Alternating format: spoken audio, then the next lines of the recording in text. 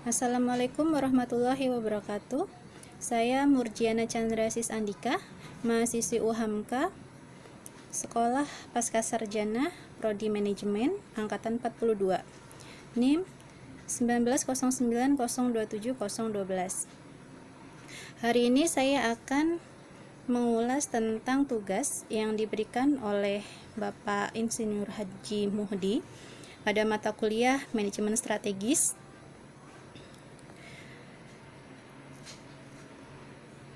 tentang strategi bisnis Rasulullah. Yang pertama adalah dari pemahaman tentang strategi, apakah strategi bisnis Rasulullah yang dikemukakan Ahmad Jarifin sesuai dengan definisi? Melihat dari definisi strategi sendiri adalah sebagai suatu proses penentuan rencana para pemimpin puncak yang berfokus pada tujuan jangka panjang organisasi yang disertai dengan cara atau upaya untuk mencapai tujuan tersebut. Kemudian strategi sendiri merupakan tindakan yang bersifat inkremental dan terus-menerus serta dilakukan berdasarkan sudut pandang tentang apa yang diharapkan oleh para pelanggan di masa depan. Nah, cara atau upaya serta tindakan inilah yang dijabarkan oleh Ahmad Jarifin dalam bukunya yang berjudul 88 Strategi Bisnis ala Rasulullah yang Tidak Pernah Rugi. Dan saya rasa ini sesuai. Kemudian untuk soal kedua adalah selanjutnya, pilih 3 strategi bisnis Rasulullah yang menurut saudara paling tepat untuk diterapkan. Deskripsikan ketiga strategi tersebut berdasarkan sumber rujukan yang saudara miliki.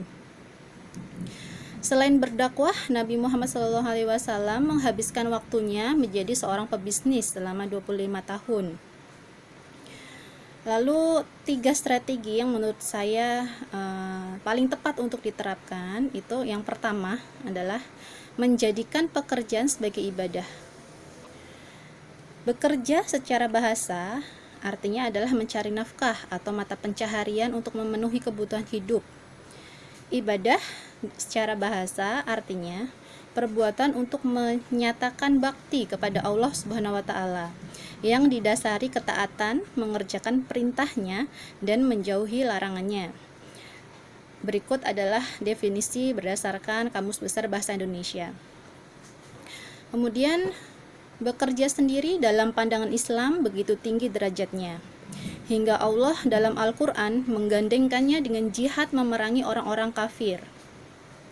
Dalam Quran surat Al-Muzammil ayat 20, dan orang-orang yang berjalan di muka bumi mencari sebagian karunia Allah, dan orang-orang yang lain lagi berperang di jalan Allah.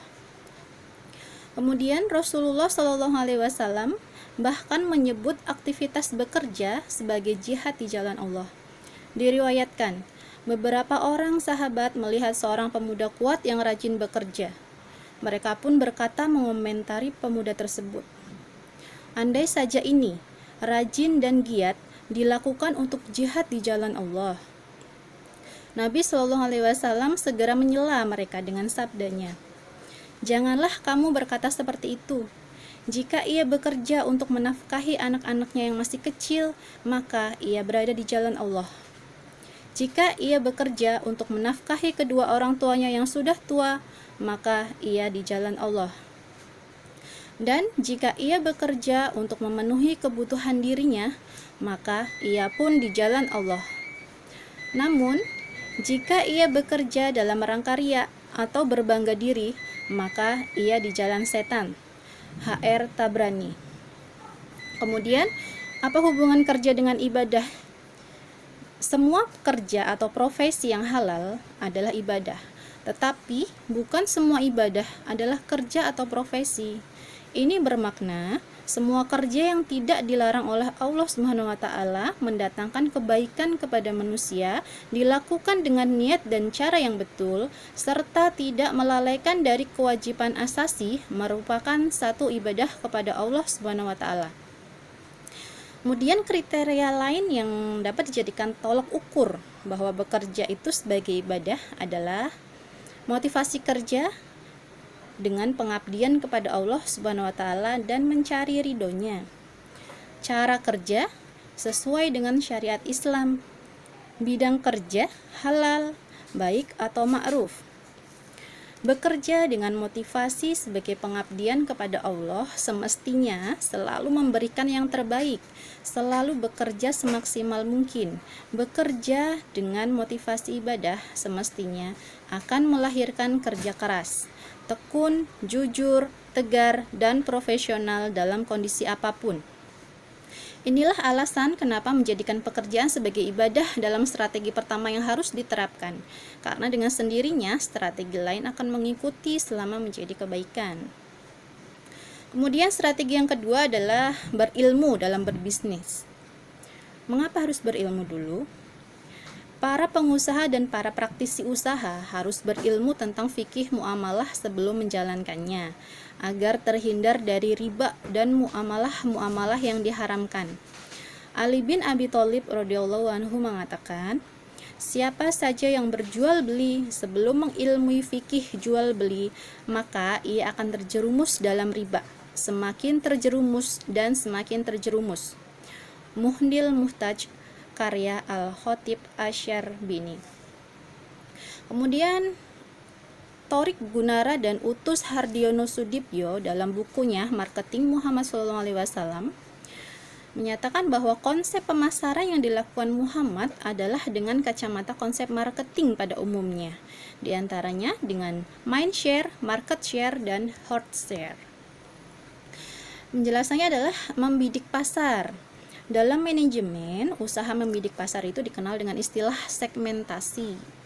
Jauh sebelum dikenal istilah tersebut, Nabi Muhammad ternyata telah melakukan proses ini.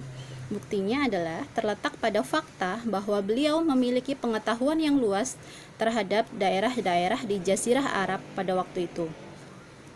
Kemudian memilih target. Nabi Muhammad SAW dalam menjalankan bisnisnya bahkan sangat jeli memilih target yang tepat guna memasarkan dagangannya. Kemudian menentukan posisi. Nabi Muhammad sangat memahami hal tersebut. Terbukti bahwa beliau adalah orang yang paling disegani dan dihormati karena kejujuran dan keadilannya. Kemudian produk yang dijual adalah menurut Islam berdaya guna, materi yang dapat dikonsumsi, bermanfaat, bernilai guna, dan menghasilkan kebaikan spiritual bagi konsumen. Dari Jabir radhiyallahu anhu berkata, Nabi SAW melarang menjual buah-buahan sebelum masak. Lalu ditanyakan orang kepada beliau, bagaimanakah buah yang masak? Jawab Nabi SAW, kemerah-merahan, kekuning-kuningan, dan dapat dimakan seketika. HR Bukhari. Kemudian yang ketiga, strateginya adalah membangun silaturahmi. Dilansir dari dream.co.id, pengamat ekonomi syariah Syafi'i Antonio mengatakan prinsip bisnis Nabi telah mendapatkan pembenaran akademis sejak akhir abad ke-20. Nabi meletakkan dasar-dasar etika moral yang mencakup manajemen dan etos kerja. Pertama, Nabi membangun hubungan interpersonal yang berkesan. Ini ditunjukkan dengan sikap yang bersahabat dan raut wajah yang selalu tersenyum. Dia juga mampu mengingat nama maupun masa lalu mitra yang dijumpainya.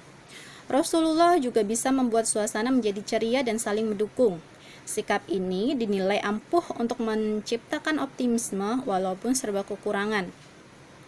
Selanjutnya, menghargai perbedaan cara pandang dan bisa menjelaskan sudut pandang dalam melihat suatu hal.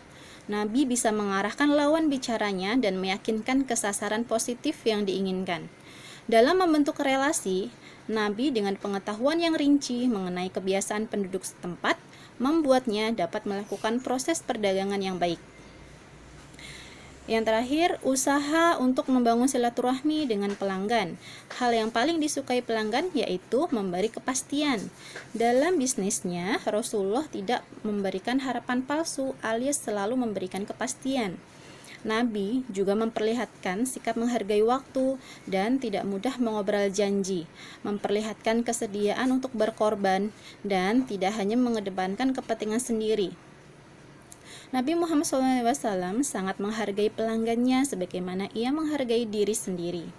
Ini merupakan cara yang paling efektif dalam mempertahankan konsumen, sehingga yang terjadi hubungan yang baik antara pengusaha dan konsumen, dan pada akhirnya terciptalah loyalitas konsumen.